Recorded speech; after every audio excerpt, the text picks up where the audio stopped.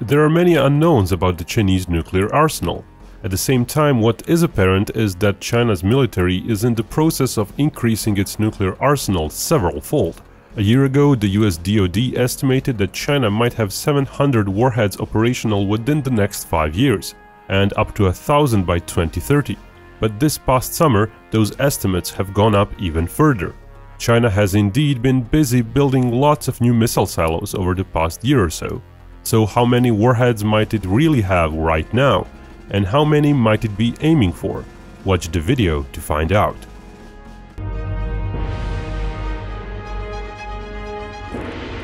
You too can build your own nuclear arsenal in the Conflict of Nations game sponsoring this video. It's a free online PvP strategy game where you may well start World War III by leading a real country. Choose between up to 128 other players to fight against or ally with. The best part is it's all played out in real time. Plan out your strategy and see it unfold over the course of weeks. Yes, matches can take actual weeks to complete. The game is not a clickfest. In the meantime, stack up on jets, submarines, tanks, they have units galore. New players will get an exclusive gift. Click on the link in the description to get 13,000 gold and 1 month of premium subscription for free. Choose your country and start your battles. Back to our video. This past summer, the US Deputy Secretary of Defense said China is in the process of increasing its arsenal by at least 3, if not 4 times. That statement did not come with an expected date. When might China finish that expansion? So how many weapons does China have right now? There is one ready available estimate from Hans Christensen and Matt Korda of the Nuclear Information Project. They said China had a little under 120 intercontinental ballistic missiles operational circa 2021, with a total of little under 200 warheads. Those figures do not include the submarine-launched missiles with intercontinental reach. DJL-2 missile serves on 6 submarines. Their report claims 72 such missiles are operational, so the overall total would thus be 188 missiles with 264 warheads, strategic missiles with intercontinental reach. There are further ballistic missiles listed in their report of shorter reach. Those are all smaller and carry a single warhead. When those are included as well, the warhead count rises again. Finally, the authors merely estimate that 20 out of over 120 Chinese bombers are designated for nuclear missions, not specifying the number of air-launched missiles. With a few assumed gravity bombs left, their total estimate is some 350 warheads. Now, that report is fine and all, but it's 1 year old and based on possibly outdated data to begin with. But even if taken at face value, coupled with the latest US estimate, it suggests China is aiming at fielding anywhere from 1,050 to 1,400 warheads, probably in the not-too-distant future. The thing is, China is likely aiming at even more. So here's what we know so far, what said report did not really quantify or mention. The DF-4 intermediate range missile is so old that it has likely been retired. DF-41, the big road mobile launcher missile, has been observed in at least 2 different brigades, but that info is over a year old. A 3rd brigade since is plausible. DF-31 missile family has been observed in 7 or 8 different brigades, pointing to possibly over 90 missiles. Those are all single warhead types. The DF-5, which is the biggest and oldest Chinese ICBM silo-based, has been upgraded over the years.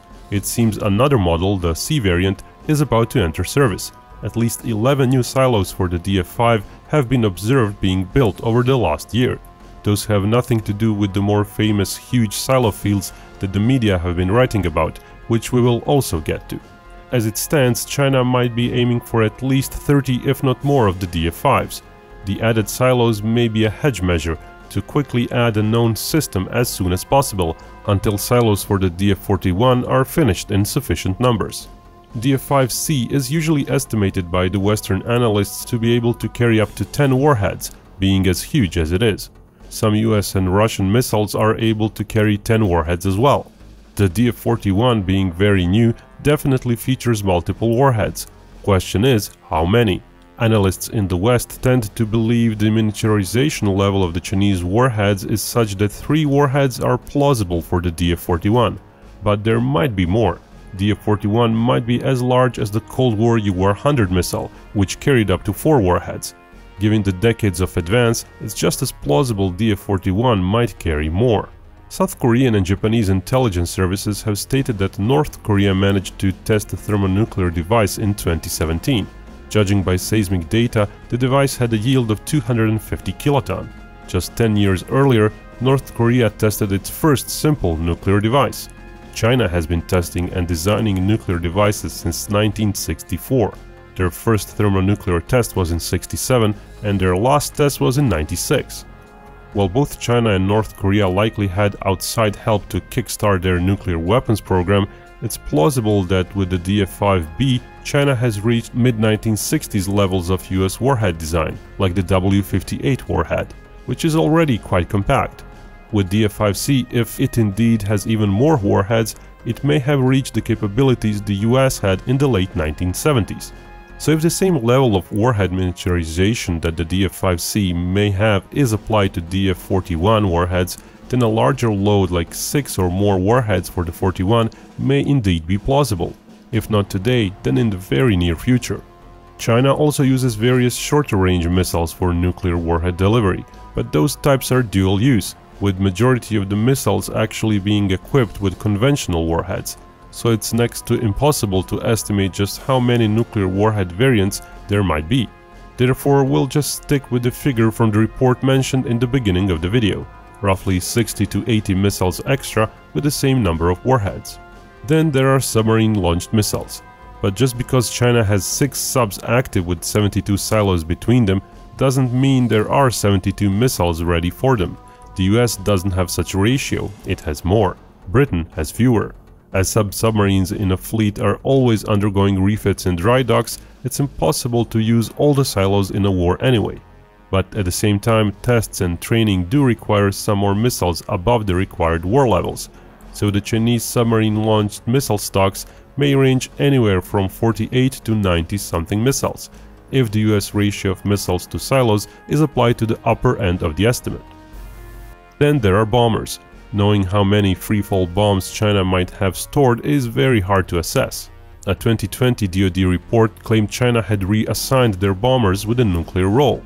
Even if China has few to no free-fall bombs, the nuclear role is there. It likely comes in the form of air-launched ballistic missiles and cruise missiles. Ballistic carrier planes have to be customized, so there have only been a few observed so far. Even if several missiles are available per plane, the overall inventory is likely to be within 2 dozen, with possibly only some being nuclear-tipped. However, there are possibly up to 120 K model bombers, which are cruise missile carriers. Of course, the great majority of the missiles may be conventional. US, for example, has 46 bombers capable of carrying nuclear-tipped cruise missiles, out of the total number of some 150, including those in reserve. For those 46 bombers, some 500 new cruise missiles are available. Then again, a B-52 can carry up to 20 such missiles. The Chinese H-6 is much smaller and carries up to 6. So while we can't know how many nuke cruise missiles those planes have available, one can try to make an interpolation based on US numbers. It's complete conjecture, but it's at least an attempt to make an estimate. So in the end, at the time the US made that statement about Chinese arsenal growing 3 to 4 times, China likely had between roughly 300 and 650 nuclear warheads, when both strategic and tactical warheads are included. That's a wide range of warheads included, of course, because of uncertainties. How many road launcher missiles are there? Are all DF-5 missiles B models by now? How many submarine missiles are there? How many nuke-tipped cruise missiles might there be? And so on. So if that US estimate of future growth is applied to these new numbers, it may point to the Chinese arsenal growing anywhere between 960 to 2600 nuclear warheads. While the upper range of that estimate may sound incredible, given enough time, it's not implausible. Because China is already showing signs of additional systems in development. There's the next-gen submarine-launched missile. While often called JL-3, the one that's currently in testing may actually not be that, but a variant of the existing JL-2. That's because it was tested from an existing Type 094 submarine, which has fairly small silos. Given that the base JL2 is already range constrained, it's plausible its next iteration, dimensions constricted, will prioritize extra range rather than add more warheads. Still, a future larger submarine is a given eventually, usually dubbed the Type 096, and multiple warheads are a given. Only question is, will we see those subs by 2030 or later than that?